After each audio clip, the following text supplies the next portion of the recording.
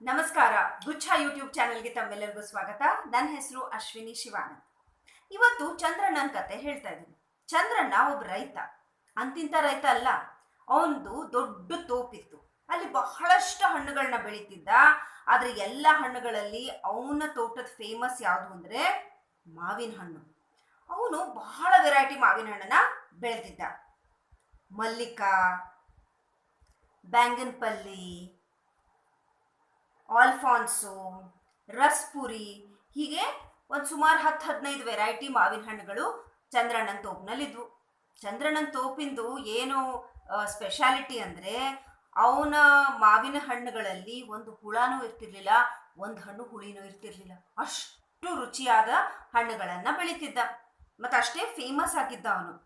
ಹಾಗಾಗಿ ಚಂದ್ರಣ್ಣನಿಗೆ ಬಹಳ ಜಂಬ ಇತ್ತು. ನಾನು ಬೆಳೆಯುವಂಥ ಹಣ್ಣುಗಳು ಇನ್ನೆಲ್ಲೂ ಸಿಗಲ್ಲ, ನನ್ನ ತೋಟದ ಹಣ್ಣೆ ಬಹಳ ಟೇಸ್ಟಿ ಇರ್ತವೆ ಅಂತಂದು. ಆಮೇಲೆ ಏನು ಅಂದರೆ, ಅವನು ಅಷ್ಟೇ ಕಾಳಜಿಯಿಂದನೂ ಬೆಳೆಸ್ತಿದ್ದ. ಅವನು ಪ್ರತಿ ಒಂದು ಮಾವಿನ ಗಿಡದ ಬಗ್ಗೆನೂ ಅವನಿಗೆ ಗುರ್ತಿರ್ತಿತ್ತು. ಏನಾಗಿದೆ, ಎಷ್ಟು ಅಲ್ಲಿಗೆ ಗೊಬ್ಬರ ಹಾಕಬೇಕು, ನೀರು ಉಣಿಸ್ಬೇಕು, ಯಾವ ಥರ ಅದನ್ನು ನೋಡ್ಕೊಳ್ಬೇಕು ಅನ್ನೋದು ಅವನಿಗೆ ಅರಿವಿತ್ತು. ಅಷ್ಟೇ ಅಲ್ಲ, ಪ್ರತಿಯೊಂದು ಹಣ್ಣು ಕಾಯಿದು ಲೆಕ್ಕ ಅವನ ಹತ್ರ ಇರ್ತಾ ಇತ್ತು. ಒಂದೇ ಒಂದು ಹಣ್ಣನ್ನು ಅವನು ಯಾರ ಜೊತೆಗೂ ಹಂಚ್ಕೊಳ್ತಾ ಇರಲಿಲ್ಲ. ತನ್ನ ಫ್ಯಾಮಿಲಿಗೆ ಅಷ್ಟೇ ಕೊಡ್ತಾ ಇದ್ದೆ ವಿನಃ ತನ್ನ ಅಕ್ಕಪಕ್ಕ ಇದ್ದಂಥವ್ರಿಗೂ ಹಂಚ್ತಿರ್ಲಿಲ್ಲ ಹಣ್ಣುಗಳನ್ನ. ನನಗೆ ಬಹಳ ಜಂಬನೂ ಇತ್ತು. ರೈತ ಆದವನಿಗೆ ಅದು ಸಹಜನೇನೆ, ದ್ಯಾಟ್ ಅವನ ತೋಪಿನ ಹಣ್ಣುಗಳು ಇಷ್ಟು ಚೆನ್ನಾಗಿದ್ದಾವೆ ಅಂತ. ಆದರೆ ಒಂದು ರೀತಿ ಅವನು ಯಾರನ್ನೂ ಸೇರ್ತಿರ್ಲಿಲ್ಲ. ಯಾವೊಂದು ಹಕ್ಕಿ ಪಕ್ಷಿನೂ ಅವನ ತೋಪಲ್ಲಿ ಬರಬಾರ್ದು, ಮನುಷ್ಯರಂತೂ ದೂರನೇ ಬಿಡಿ, ಯಾವ ಪ್ರಾಣಿನೂ ಬರ್ತಿರ್ಲಿಲ್ಲ. ಆ ಥರ ಕಾವಲಿಟ್ಟಿದ್ದ ಅವನ ತೋಪಿಗೆ. ಅವನು ದಿನಾ ಬೆಳಗ್ಗೆದ್ದು ಇವತ್ತು ಯಾವ ಮರದಿಂದ ಹಣ್ಣು ಕಿತ್ತಬೇಕು ಅಂತ ನೋಡ್ತಿದ್ದ. ನೋಡಿ ಯಾವ ಹಣ್ಣು ಮಾರ್ಕೆಟಿಗೆ ತಗೊಂಡು ಹೋಗಕ್ಕೆ ಲಾಯಕ್ಕಿದೆಯೋ ಆ ಮರದಿಂದ ತಾನೇ ಸ್ವತಃ ಪ್ರತಿ ಒಂದು ಕಾಯಿನೂ ಕೈಯಿಂದ ಕಿತ್ತು ತನ್ನ ಗಾಡಿಯಲ್ಲಿ ಬಹಳ ಕಾಳಜಿಯಿಂದ ಇಟ್ಕೊಂಡು ರೆಡಿಯಾಗಿ ದಿನಾನು ಕರೆಕ್ಟ್ ಅದೇ ಟೈಮ್ಗೆ ಹೊರಡ್ತಿದ್ದ ಮಾರ್ಕೆಟ್ಗೆ. 9 ಗಂಟೆ ಅನ್ನೋಷ್ಟೊತ್ತಿಗೆ ಮಾರ್ಕೆಟ್ ಮುಟ್ಟಿ ತನ್ನ ಖಾಯಂ ಜಾಗದಲ್ಲಿ ತನ್ನ ಬಂಡಿಯನ್ನ ಇಟ್ಕೊಳ್ತಿದ್ದ. ದಿನಕ್ಕೆ ಇಷ್ಟೇ ಕೆಜಿನೇ ತಗೊಂಡ್ಬರ್ತಾ ಇದ್ದಿದ್ದು. ಮತ್ತೆ ದಾರಿಲಿ ಬರೋವಾಗ ಅಲ್ಲಿ ನಿಲ್ಲಿಸ್ದೆ ಅಂತ ನಿಲ್ಲಿಸಿ ಹಣ್ಣು ಮಾರ್ತಿರ್ಲಿಲ್ಲ. ಮಾರ್ಕೆಟ್ಗೆ ಬರಬೇಕು, ಅಲ್ಲೇ ಜನ ತಗೊಳ್ಬೇಕು. ₹1 ಚೌಕಾಶಿನೂ ಇಲ್ಲ, ₹1 ಹೆಚ್ಚು ಇಲ್ಲ ಕಡಿಮೆನೂ ಇಲ್ಲ. ಅವನು ಹೇಳಿದ ಬೆಲೆಗೆ ಜನ ಕೊಟ್ಟು ತಗೊಂಡು ಹೋಗ್ಬೇಕಿರ್ತಿತ್ತು. ಜನ ತಗೊಳ್ತಿದ್ರು, ಯಾಕಂದ್ರೆ ಅಷ್ಟು ಸ್ವೀಟ್ ಇರ್ತಿತ್ತು ಹಣ್ಣುಗಳನ್ನ.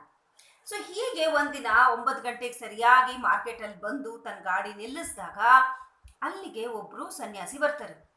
ಸನ್ಯಾಸಿ ಬಂದು ಚಂದ್ರಣ್ಣನ ಹತ್ರ ಹೇಳ್ತಾರೆ, ನನಗೆ ಬಹಳ ಹಸುವಾಗಿದೆ, ನಾನು ಬಹಳ ದಿನ ಆಯಿತು ಊಟ ಮಾಡಿ, ದಯಮಾಡಿ ಒಂದು ಹಣ್ಣು ಕೊಡ್ತೀಯಾ? ಎಷ್ಟೊಂದು ಹಣ್ಣುಗಳು ತಂದಿದೀಯಾ, ಒಂದೇ ಒಂದು ಹಣ್ಣು ನನ್ನ ಜೊತೆ ಶೇರ್ ಮಾಡ್ಕೊ, ಹಂಚ್ಕೋ, ನನಗೆ ಬಹಳ ಹಸುವಾಗಿದೆ ಅಂತ ಕೇಳ್ದ. ಚಂದ್ರಣ್ಣ ಅಂದ, ನೋಡಪ್ಪ, ನಿನಗೆ ನನ್ನ ಬಂಡಿಯಿಂದ ಹಣ್ಣು ಬೇಕು ಅಂತಂದರೆ ದುಡ್ಡು ಕೊಟ್ಟೆ ತಗೋಬೇಕು.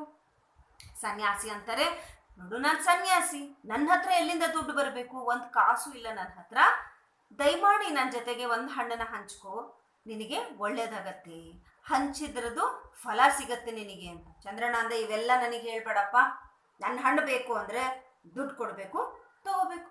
ಹೀಗೆ ಅವರಿಬ್ಬರದು ವಾಗ್ವಾದ ಮುಂದುವರಿತು. ಎಷ್ಟು ಸನ್ಯಾಸಿ ಬೇಡ್ಕೊಂಡ್ರು, ಅಂಗಾಲ ಹಚ್ಚಿದ್ರು ಚಂದ್ರಣ್ಣ ಹೇಳ್ತಾನೆ, ಸಾಧ್ಯನೇ ಇಲ್ಲ, ನಿನಗೆ ನನ್ನ ತೋಟದ ಹಣ್ಣು, ನಂದು ಬಂಡಿಯಲ್ಲಿರುವಂಥ ಹಣ್ಣು ಬೇಕಂದ್ರೆ, ಅದು ಮಾವಿನ ಹಣ್ಣು ಬೇಕಂದ್ರೆ ದುಡ್ಡು ಕೊಟ್ಟೆ ತಗೊಳ್ಬೇಕು. ಪಾಪ ಸನ್ಯಾಸಿ ನೋಡಿದ್ರೆ ಯಾರಿಗಾದ್ರೂ ಕರುಣೆ ಬರೋ ಹಂಗಿದ್ದ. ನಿಜವಾಗ್ಲೂ ಅವನು ಸನ್ಯಾಸಿ ಬಹಳ ದಿನದಿಂದ ಊಟ ಮಾಡದೇ ಇರೋ ಹಂಗೆ ಕಾಣಿಸ್ತಿದ್ದ. ಕೊನೆಗೆ ಅಲ್ಲಿ ಒಂದು ಗುಂಪೆ ಸೇರ್ಕೊಂಡ್ಬಿಡ್ತು. ಆ ಗುಂಪಿನಲ್ಲಿ ಒಂದು ಹೆಣ್ಮಗಳು ಆ ಸನ್ಯಾಸಿಯ ಗೋಳನ್ನು ನೋಡ್ಲಾರ್ದೆ ಏನು ಮಾಡಿದ್ಲು, ಚಂದ್ರಣ್ಣನ ಹತ್ರ ಹೋಗಿ 2 ಮಾವಿನ ಹಣ್ಣನ್ನು ತಗೊಂಡ್ಲು. ದುಡ್ಡು ಕೊಟ್ಟು ತಗೊಂಡ್ರೋಳೆ. ಆ ಸನ್ಯಾಸಿಗೆ ಕೊಟ್ಲು, ತಗೊಳ್ರಿ, ನೀವು ತಿನ್ರಿ ಅಂತಂದು ಹೇಳಿದ್ಲು. ಸನ್ಯಾಸಿಗೆ ಬಹಳ ಖುಷಿ ಆಯಿತು. ಆ ಹೆಣ್ಮಗಳಿಗೆ ಹರಿಸಿದ್ರು ಸನ್ಯಾಸಿ. ಹರಿಸಿ ಎಷ್ಟು ಹಸ್ದಿದ್ರು ಅಂತಂದರೆ, ಅವರು 2 ಹಣ್ಣುಗಳನ್ನು ತಿಂದೇನು ಮಾಡಿದ್ರು ಅಂದರೆ, ಅಲ್ಲೇ ಆ ಚಂದ್ರಣ್ಣನ ಬಂಡಿ ಮುಂದೆನೆ ಗಬಗಬ ಅಂತ ಅಂದು ಭೂಮಿಯಲ್ಲಿ ಒಂದು ತೆಗ್ಗು ತೋಡಿ ಆ ಗೊಟ್ಟನ ಭೂಮಿಲಿಟ್ರು. ಜನ ಇಲ್ಲಿ ಏನು ನಡೀತಾ ಇದೆ ಅಂತ ಆಶ್ಚರ್ಯ ಪಟ್ಕೊಂಡು ಸುತ್ತಲೂ ನೋಡ್ತಾ ನಿಂತರು. ಸನ್ಯಾಸಿ ಆ ಗೊಟ್ಟನ ಭೂಮಿ ಒಳಗೆ ಹಾಕಿ ಮಣ್ಣು ಮುಚ್ಚಿ ಅಲ್ಲಿ ನೆರೆದಂಥವ್ರಿಗೆ ಕೇಳಿದ, ಇಲ್ಲಿ ಯಾರ ಹತ್ರ ಒಂದು ಸ್ವಲ್ಪ ಬಿಸಿನೀರು ಇರ್ಬೋದಾ ಅಂತ. ಅಲ್ಲೇ ಪಕ್ಕದ ಟೀ ಅಂಗಡಿಯವನು ಒಂದು ದೊಡ್ಡ ಪಾತ್ರೆ ತುಂಬ ಬಿಸಿ ನೀರನ್ನು ತಂದು ಸನ್ಯಾಸಿ ಕಡೆ ಕೊಟ್ಟ. ಸನ್ಯಾಸಿ ಆ ಬಿಸಿ ನೀರನ್ನ ಆ ಗೊಟ್ಟ ಏನಿಟ್ಟಿದ್ನ ಅಲ್ಲಿ ದಬ ದಬ ಅಂತ ಸುರಿದು ಹಿಂದ್ ಸರ್ಕೊಂಡು ನಿಂತ್ಕೊಂಡು ಜನನು ನೋಡ್ತಾ ಇದ್ದಾರೆ ಏನಾಗ್ತಾ ಇದೆ ಅಂತ. ನೋಡ್ತಿದ್ದಂಗೆ ಆ ಗೊಟ್ಟ ನೆಟ್ಟಿದ್ದ ಜಾಗದಿಂದ ಪಟ್ ಅಂತ 4 ಎಲೆಗಳು ಮೂಡ್ ಬಂದ್ವು. ನೋಡ್ತಿದ್ದಂಗೆ 4 ಎಲೆಗಳಿದ್ದಿದ್ದು ದೊಡ್ಡದು ಒಂದು ರೆಂಬೆನೆ ಆಯ್ತು. ಅಷ್ಟೇ ಅಲ್ಲ, ಒಂದು ದೊಡ್ಡ ಮರನೇ ನಿಂತ್ಕೊಂತು. ಅಲ್ಲಿ ಒಂದು ದೊಡ್ಡ ಮಾವಿನ ಮರ ಬಂದು ನಿಂತ್ಕೊಳ್ತು. ಆ ಮಾವಿನ ಮರದ ತುಂಬ ಹೂವು ಅರಳಿದ್ವು. ಹೂವು ಕಾಯಾಯ್ತು.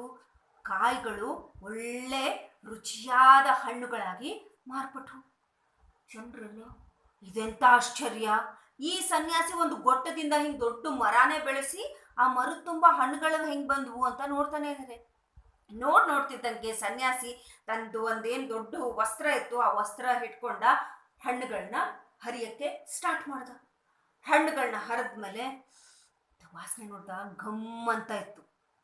ಹರಿದವನೇ ಏನು ಮಾಡ್ದ, ತನ್ನ ಜೋಳಿಗೆಯಿಂದ ಪ್ರತಿ ಅಲ್ಲಿ ನೆರೆದಿರ್ತೋ ಎಲ್ಲರಿಗೂ ಒಂದೊಂದು ಹಣ್ಣುಗಳನ್ನ ಕೊಟ್ಟ. ಜನಕ್ಕೆ ಖುಷಿನೋ ಖುಷಿ. ಇಂತಿಂಥ ಹಣ್ಣುಗಳಿತ್ತು. ಇಲ್ಲಿ ನೋಡಿದ್ರಲ್ಲ, ಇಷ್ಟು ದೊಡ್ಡ ಹಣ್ಣು, ಒಂದೊಂದು ಹಣ್ಣು ಇಷ್ಟಿಷ್ಟು ದೊಡ್ಡದಿತ್ತು. ಆ ಹಣ್ಣನ್ನು ವಾಸನೆ ನೋಡಿದ್ರೆ ಜನರಿಗೆ ಅಲ್ಲೇ ತಿನ್ನಬೇಕು ಅಂತ ಅನ್ನಿಸ್ತು. ಎಲ್ಲರೂ ಹಣ್ಣು ತಿನ್ನಕ್ಕೆ ಸ್ಟಾರ್ಟ್ ಮಾಡಿದ್ರು. ಸನ್ಯಾಸಿಗೆ ಥ್ಯಾಂಕ್ಸ್ ಹೇಳಿ ಹಣ್ಣು ತಿನ್ನಕ್ಕೆ ಸ್ಟಾರ್ಟ್ ಮಾಡಿದ್ರು. ಸನ್ಯಾಸಿ ಏನು ಮಾಡ್ದ ಅಂದರೆ ಒಂದು ಹಣ್ಣನ್ನ ಚಂದ್ರಣ್ಣನಿಗೂ ಕೊಟ್ಟ. ಚಂದ್ರನಿಗೆ ಆಶ್ಚರ್ಯ, ನಾನು ಇವನಷ್ಟು ಅಂಗಾಲಜೂರು ನನಗೊಂದು ಹಣ್ಣು ಕೊಡ್ಲಿಲ್ವಲ್ಲ, ಇವಾಗ ಇವ್ನು ನನಗೆ ವಾಪಸ್ ಹಣ್ಣು ಕೊಡ್ತಾ ಇದ್ದಾನೆ ಅಂತ. ಆದರೂ ಚಂದ್ರಣ್ಣಂಗೆ ನೋಡ್ಬೇಕಲ್ಲ, ಈ ಸನ್ಯಾಸಿ ಬೆಳೆದ ಹಣ್ಣಿಂದ ಹಣ್ಣುಗಳು ಯಾವ ಥರ ಇದ್ದಾವೆ ಅಂತಂದು ಚಂದ್ರಣ್ಣನು ಆ ಹಣ್ಣು ತಗೊಂಡು ತಿನ್ನಕ್ಕೆ ಶುರು ಮಾಡ್ದ. ನರೆದಂಥವ್ರಿಗೂ ಎಲ್ಲರಿಗೂ ಖುಷಿ, ಎಷ್ಟು ರುಚಿಯಾದ ಹಣ್ಣು ತಾವು ತಿಂದೇ ಇಲ್ಲ ಅಂತ ಖುಷಿಯಿಂದ ತಿಂತಾ ಇರೋವಾಗ ಚಂದ್ರಣ್ಣನು ತಿಂತಾ ಇದ್ದಾನೆ. ತಿಂತ ಚಂದ್ರಣ್ಣ ಕೆಳಗೆ ಬಗ್ಗೆ ನೋಡ್ತಾನೆ, ತನ್ನ ಬಂಡಿಲಿ ಇರ್ತಕ್ಕಂಥ ಹಣ್ಣೆಲ್ಲ ಮಾಯ. ಓ ಅಂತ ಜೋರಾಗಿ ಕಿರ್ಚ್ಕೊಂಡ. ಜನ ಎಲ್ಲ ತಿರುಗಿ ನೋಡ್ತಾರೆ, ಚಂದ್ರಣ್ಣನ ಬಂಡಿ ಎಲ್ಲ ಖಾಲಿ. ಚಂದ್ರಣ್ಣಂಗೆ ಸಿಟ್ಟು ಬಂತು. ಓಹೋ, ಈ ನನ್ನ ಬಂಡಿಲಿರ್ತಕ್ಕಂಥ ಹಣ್ಣುಗಳೇ ಆ ಮರದಲ್ಲಿ ಬಿಟ್ಟಿದ್ದು ಅಂತ ಅವನಿಗೆ ಅರಿವಾಯ್ತು. ಅರಿವಾಗಿ ಸನ್ಯಾಸಿ ಮೇಲೆ ಸಿಟ್ಟು ಬಂದು ಸನ್ಯಾಸಿ ಕಡೆ ನುಗ್ಗದ. ಅಷ್ಟೊತ್ತಿಗಾಗಲೇ ಸನ್ಯಾಸಿ ಏನು ಮಾಡಿದ್ದ ಅಂತಂದರೆ ಒಂದು ಕುಡುಗೋಲನ್ನು, ಒಂದು ಕೊಡ್ಲಿಯನ್ನು ತಗೊಂಡು ಆ ಮಾವಿನ ಮರವನ್ನು ಬುಡ ಸಮೇತ ಕಡ್ದೇ ಬಿಟ್ಟ.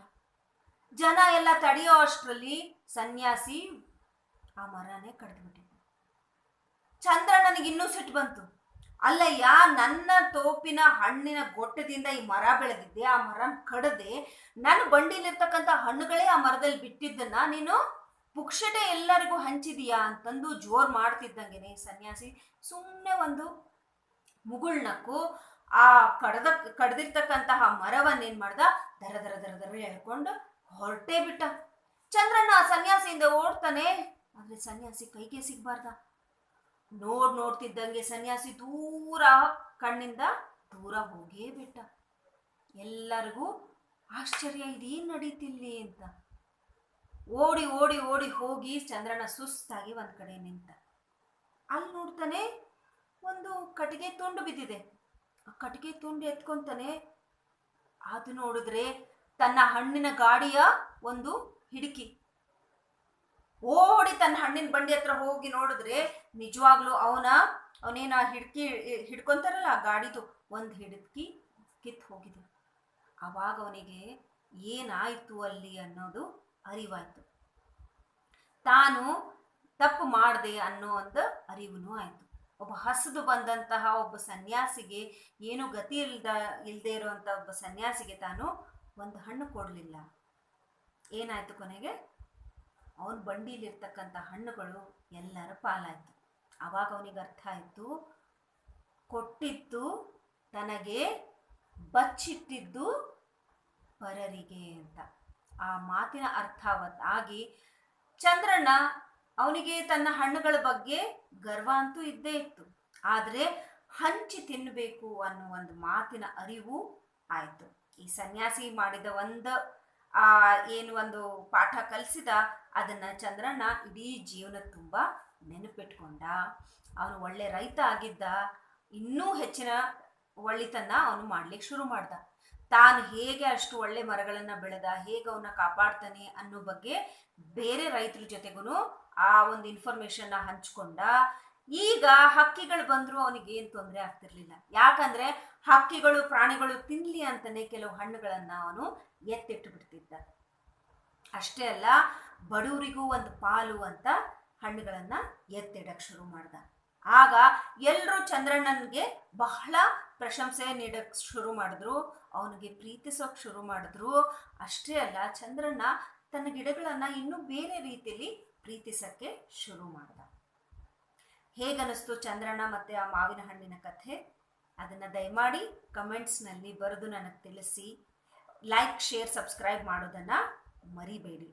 ನಾನು ಇದಕ್ಕೆ ಮೊದಲು ಹಾಕಿದಂತಹ ಕಲ್ಲಿನ ಅಂಬ್ಲಿ ಅನ್ನೋ ಕಥೆಗೆ ತಾವೆಲ್ಲರೂ ಬಹಳ ಪ್ರೀತಿಯನ್ನು ನೀಡಿದ್ದೀರಿ. ಇನ್ನೂ ಹೆಚ್ಚಿನ ಜನರಿಗೆ ಆ ಏನು ನಿಜವಾದ ಸ್ಥಿತಿಗತಿ ಈಗ ನಡೀತಿದೆ ಅದನ್ನು ಸಾರುವಂಥ ಈ ಕಥೆನ ಇನ್ನೂ ಬಹಳ ಜನರ ಜೊತೆಗೆ ಹಂಚ್ಕೊಳ್ಳಿ. ಮತ್ತು ಲೈಕ್, ಶೇರ್, ಸಬ್ಸ್ಕ್ರೈಬ್ ಮಾಡೋದನ್ನು ಮರಿಬೇಡಿ.